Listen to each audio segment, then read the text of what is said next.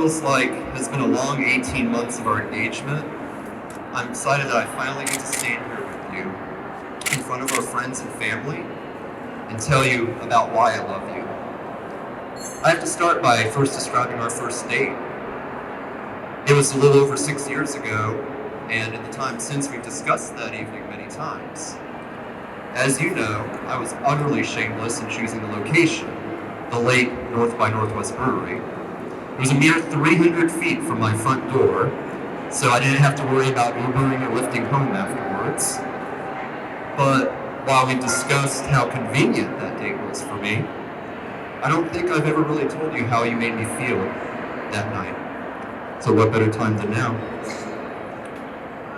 Upon first meeting you, I was struck by just how handsome you are. Your deep eyes, your smooth voice, and that thick, dark hair, of which I am still envious. And also, that obviously gentle nature. These were things that I immediately noticed.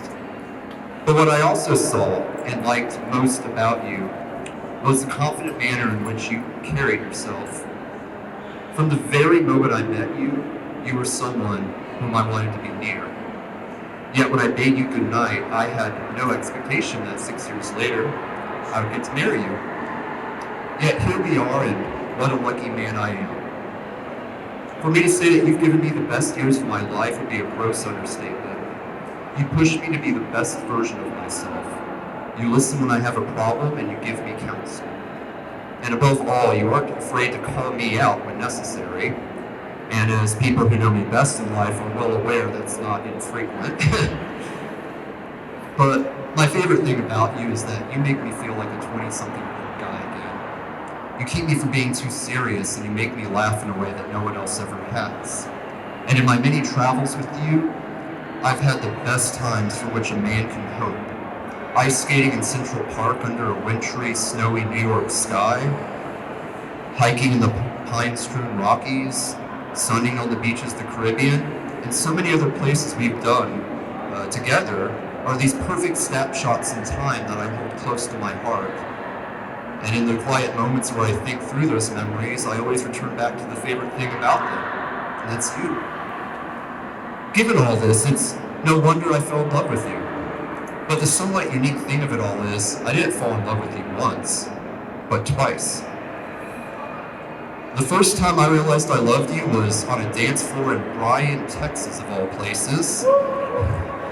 We were there for the wedding of one of your fraternity brothers, about 6 months into our relationship. Gazing at you through music and lights, I saw a tender, fun, happy guy who made me feel lightheaded every time he looked me in the eyes. That's something that remains true to this day.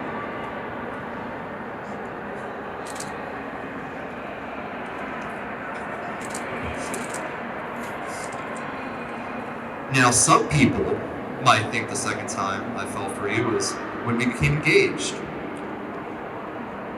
We recently come through the ice apocalypse that was Winter Storm Uri, and yes, the experience of camping out in sleeping bags in our living room with neither power nor heat, or desperately trying to stay warm under a tarp in our bedroom, did prove to me that I was ready to marry you. Because if I could get through that, I could get through anything. But that's not what I fell in love with you last. That was earlier this year. In those final hours with my mother, and in the days that followed, I felt like I didn't know what to do, and that is not something I'm accustomed to in my life. I felt like I was on a rudderless ship, lost at sea, and I couldn't see through the fog and where to go. But when I thought I was close to losing all control, I looked over and I saw you. You were my bright North Star. And in the quiet moments I found with you amidst the chaos of those few days, I would look into your eyes and I fell in love with you all over again. So I'm a lucky man indeed that I now get to stand up here in front of the people who matter most to us in our lives and tell you how proud I am that I get to be your husband. As we start the rest of our lives together, I promise to be there for you as you've already been there for me. I promise to give you the support when you need it most, and to hold you, to care for you, and to have your back. Moreover, I promise to try my best to be worthy of you. Joe, I love you. We're finally here. This beautiful November 12th day in the year 2022, our wedding day. It seems like only yesterday we announced our engagement to the world over baby-A's margaritas. And we fantasized about what this day would look like, and here we are, in front of our friends, our family, and our loved ones, about to commit to spend the rest of our lives with each other. And honestly, there's no other place that I'd rather be than be here with you right now in this very moment. During our time together, we have shared and created so many memories. Some have been full of love and joy and excitement, and some, sadly, have been of grief and sorrow. But regardless of what life has thrown at us thus far, you have remained my constant comfort through it all. You are lovable, you're practical, you're fun, wise, and very patient.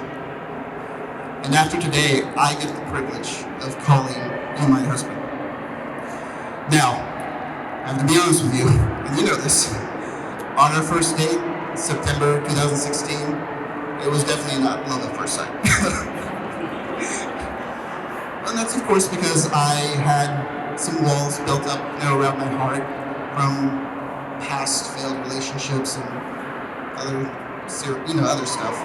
And I really wasn't looking for anything serious. On top of that, if you recall, halfway through our date, I thought it was going really terribly. We were talking about things that we shouldn't talk about on a first date, like politics. But you know what? At the end of the day, it wasn't the topics that I left that date feeling good about. It was how passionate you spoke about the things you were passionate about. You talked about your interests, you talked about your work, and you talked about your friends and family, and just that fiery, zealous nature that's so infectious. That's what I left with. And after several dates and getting to know you more, my walls began to chip away. And that's when I fell in love with you. Fast forward to several years later, our relationship in 2021, where for about a year we would casually toss out the idea of marriage, right? And for me, it was never really an idea because I knew I wanted to marry you, but I was scared, and I just needed to summon the courage to tell you, hey, let's just do it. Little did I know that the universe, in its infinite wisdom, would show me that life is so tragically short and there's no time better than the present to marry you. So like you mentioned, in February 2021, we were hit with a devastating ice storm, snow apocalypse, and we were huddled up in our 4 to 5 layers of clothing, our sleeping bags, without heat or water for several days before your friends came and rescued us. He's right there. And we were in rough shape. But you know what? For those first couple of days, we made it through. But not because we're individuals. We made it through together as partners. I recall fondly getting together and MacGyvering the crap out of our bedroom with the tarp and the tent, putting candles underneath it, obviously a fire hazard. But I remember us working together to keep warm. We would take top of the hour trips to our cars to keep each other warm, and My favorite thing was motivating each other. There were moments where you would get sad, or you would get angry about our situation, and I would motivate you, and then vice versa. I would get sad and upset, and you would comfort me. And it was during that moment of not cracking under the pressure or griping at each other that I realized that this is what true partnership looked like. And after that experience, and of course the universe coaxing, I realized that, yeah, it was time to marry you, the man that I love. So now, as we pledge our love and loyalty to each other today, I know that our path may not always be straight or smooth or without peril, but I vow to walk through this life with you, arm in arm as your partner, to be there to support you when you falter, and to lean on you in times of trouble. So Michael, I promise to spend every moment I can with you, to learn together, to love together, to anticipate your needs, and to rejoice with you as my husband. I promise to surprise you, to amaze you, to make you laugh, and to help you in your every endeavor. I promise to always communicate with you freely, never to hold back, but to be honest, loyal, love you fiercely, and love you without measure. I make these promises to you now and until my last day. I love you.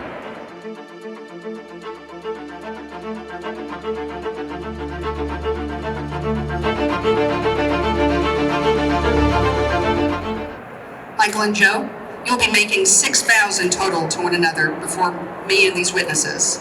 I will ask you both to commit to each vow. Michael and Joe, will you share in each other's pain and seek to protect one another from it and ease each other from it? We will. Then let the binding be so. Michael and Joe, will you share each other's joy, rejoice in it together, and look for the best for one another always? We will.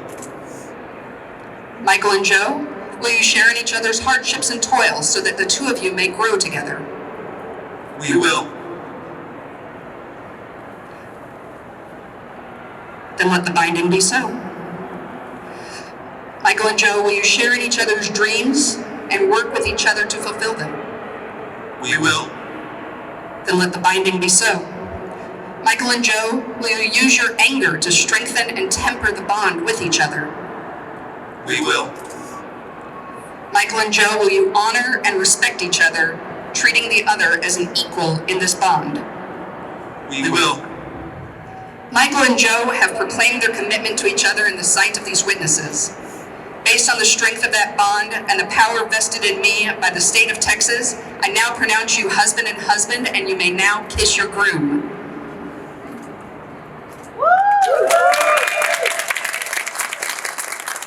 It is my honor to introduce for the first time as a married couple, Michael and Joe Delgadillo.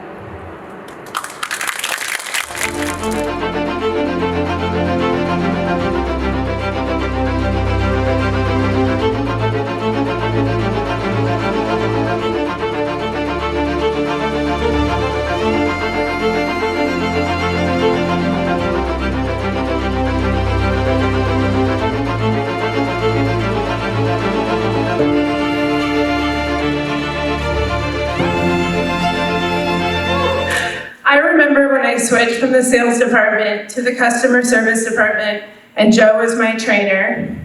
I knew instantly that we would be forever friends.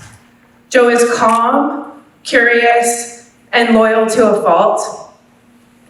Joe and I have had so many adventures together, most of which are too embarrassing to share with you right now, but find me after. We worked together, we lived together, we went through great times and hard times.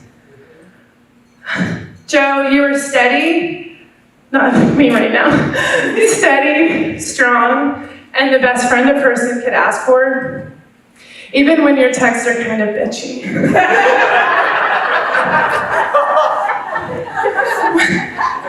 While I might not remember the day I met Joe. I do remember the night I met Michael. And boy, was it interesting. Michael, you were nervous to meet Joe's best friends, and I'm fiercely protective of my friend family. We butted heads quite a bit that night, but I saw the way that Joe looked at you, and I knew I needed to tone it down. After the ice storm that apparently really changed their lives. You guys heard about? Jesus, I have survivor's guilt. After the ice storm, Joe and Michael moved into my building. I never lost power. Dell Medical Grid, you guys. And that's when Michael and I got closer. I remember at least a year before you got engaged, Michael, you asked for my permission to marry Joe. I told you I'm fiercely protective, and he seemed a little scared when he asked me. I saw the earnest love in your eyes and knew that it was right. Recently, Michael lost his mom, and watching them walk through their grief together solidified what I already knew, that Joe and Michael belong together. So please join me in wishing Mr. and Mr. Delgadillo all the wealth, health, and happiness in the world. Ladies, ladies, and gentlemen, to the groom and groom, Joe and Michael. I love you so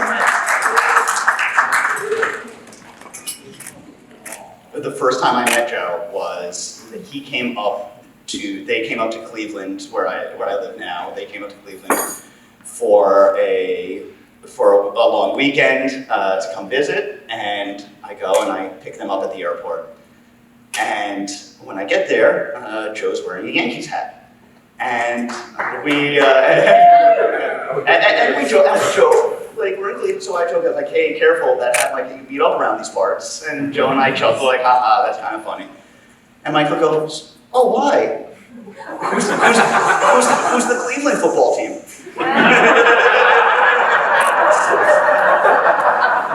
At which point, Joe puts his arm around Michael and goes, oh, honey, it's okay, don't worry, it's okay. So I was like, wait, did you just comfort and insult your boyfriend at the same time? You're in, all right, fantastic. But actually, there are very few couples of any gender pairing that I have ever seen be a better match for each other. And I truly love seeing how each of you support the other and complement the other in ways that I didn't even realize that each of you needed. And I think we would all aspire to the support you give each other. I love you guys, but most importantly today, I love the two of you together.